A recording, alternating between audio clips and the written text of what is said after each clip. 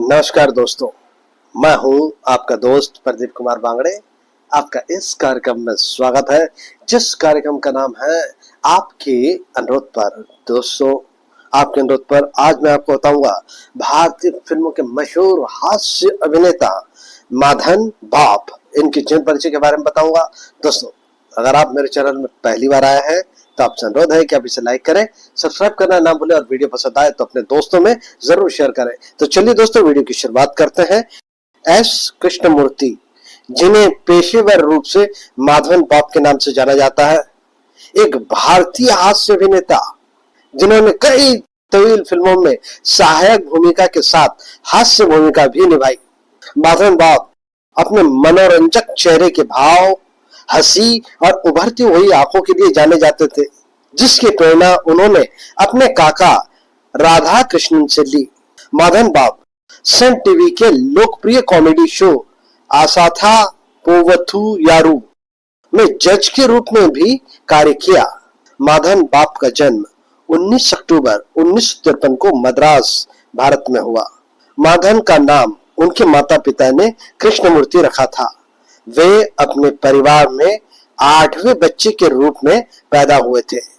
मदन जी ने एक बार बताया भी था कि बाल्यकाल में उनके पास आत्म शिक्षण के लिए बहुत सारा समय भी था और साधन भी, जिसमें कौशल को निखारना और अपनी कला और शारीरिक भाषा, जिसमें आत्म सम्मोहन भी शामिल है।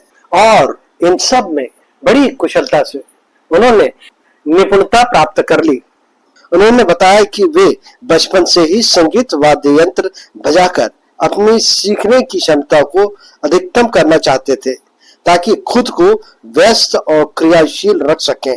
और उन्होंने योग और हैवी वेट मुक्केबाजी जैसे अन्य पहलुओं का भी अध्ययन किया। बताया जाता है कि वे हकलाने की समस्या से जूझ रहे थे, लेकिन आत्म सम्मोहन के गहरे गहन ज्ञान के कारण उन्होंने खुद को हकलाने की समस्या से मुक्त कर लिया। माधवन ने विभिन्न कैरियर पंथों पर भी कदम रखा, जिसमें मेडिकल प्रतिनिधि के रूप में भी सेवा करना और फिर उचित कार्यकाल के लिए सेल्स अधिकारी के रूप में काम करना शामिल था। बाद में उन्होंने संगीत के क्षेत्र में अवसरों को अपनाने के लिए अपनी सेल्स अधिकारी के रूप में अपनी नौकरी छोड़ दी। माधवन ने अनुभवी संगीतकारों एस रामनाथन, हरिहर शर्मा और विक्कू विनायकरम से भी मुलाकात की, जिनसे उन्होंने पश्चिमी शास्त्रीय और कर्नाटक संगीत की तकनीकों को सीखने के लिए मार्गदर्शन प्राप्त किया। माधवन ने अपने अधिकांश समय संगीत शो, विज्ञापनों के लिए गाने, नाटक, रेडियो विज्ञापन और धारावाहिक को प्रसारित करने में लगाया। ये भी माना जाता है कि जब 1975 में दूरदर्शन ने चेन्नई में अपना पहला परिचालन शुरू किया, तब तक वे चैनल पर गिटार बजाने वाले पहले व्यक्ति बन गए थे। उन्होंने एक बार प्रतिष्ठित संगीतकार ए.आर. रहमान, जी दोस्तों, हम ए.आर. रहमान जी को अच्छे से जानते हैं, ए.आर. रहमान के मार्गदर्शक के रूप में भी काम किया। बाद में उन्होंने अभिनय में अपना करियर बनाया। मुख्य रूप से सहायक भूमिकाओं में मदन जी लगातार सिल्वर जुबली फिल्मों का हिस्सा रहे, इसलिए उन्हें तमिल फिल्म बिरादरी द्वारा सेंटिमेंट आर्टिस्ट उपनाम दिया गया था। माधवन ने कमल हसन, रजनीकांत और तमिल के बड़े स्टारों के साथ काम किया। माधवन ने 125 से ज्यादा फिल्मों में अभिनय किया। दोस्तों, माधवन बाप जी की कुछ खास बातें। माधवन बाप का वास्तविक नाम एस कृष्णमूर्ति।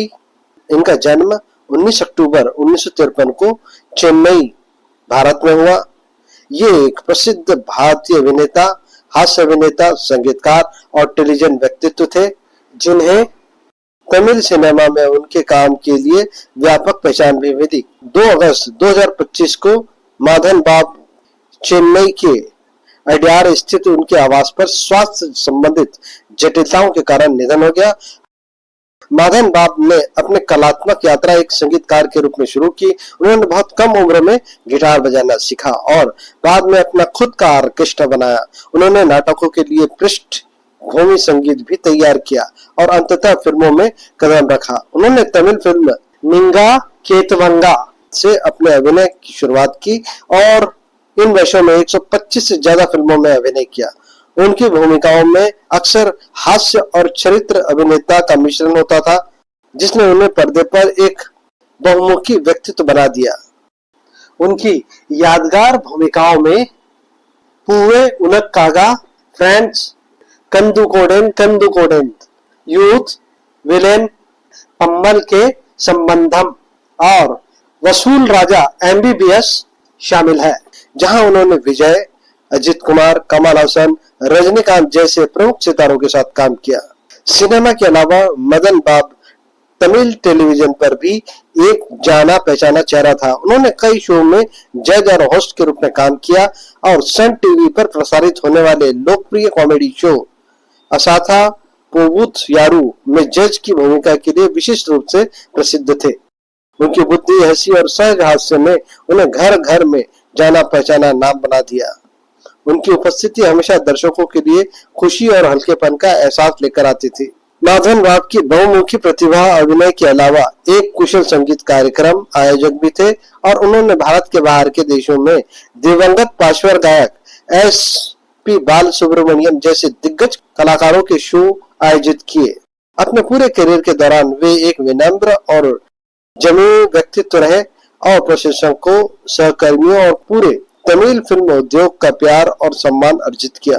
उन्होंने एक हिंदी फिल्म चाची 420 जिसमें नायक थे कमल हसन, इसमें उन्होंने अभिनय किया और प्रशंसा पाई।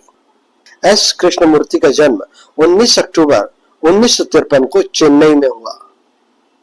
इनकी मृत्यु 2 अगस्त 2025 को चेन्नई, भारत में हुई।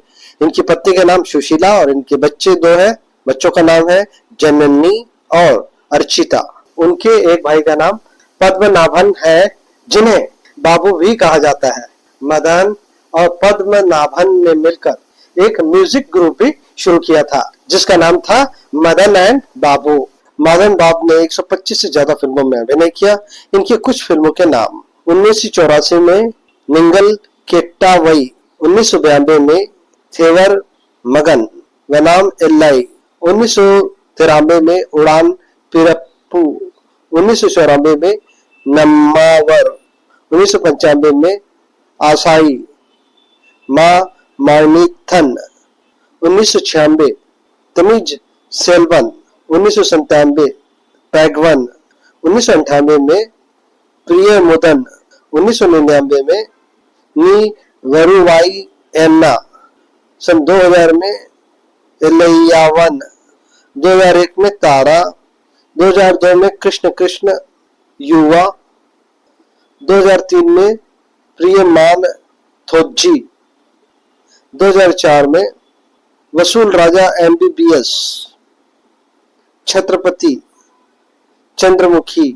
2005 में जिथन ABCD, 2006 में कुश्ती, 2008 में सेवल आनंद तांडवम, 2009 में सुरा, 2010 में कावलन, 2011 में सिंघम 2, 2012 में सिलोलाइट, 2014 में लिंगा, 2019 में मार्केट राजा MBBS, 2023 में 16 अगस्त 1947, 2024 में रायन, 2025 में यमन कट्टालाई। तो उम्मीद करता हूं दोस्तों माधवन बाब के बारे में मैंने आपको जो जानकारी दी वो आपको जरूर अच्छी लगी होगी। तो इसी के साथ अपने दोस्त प्रदीप कुमार बांगड़े को इस कार्यक्रम से जाने की इजाजत दीजिए। नमस्कार, जय हिंद।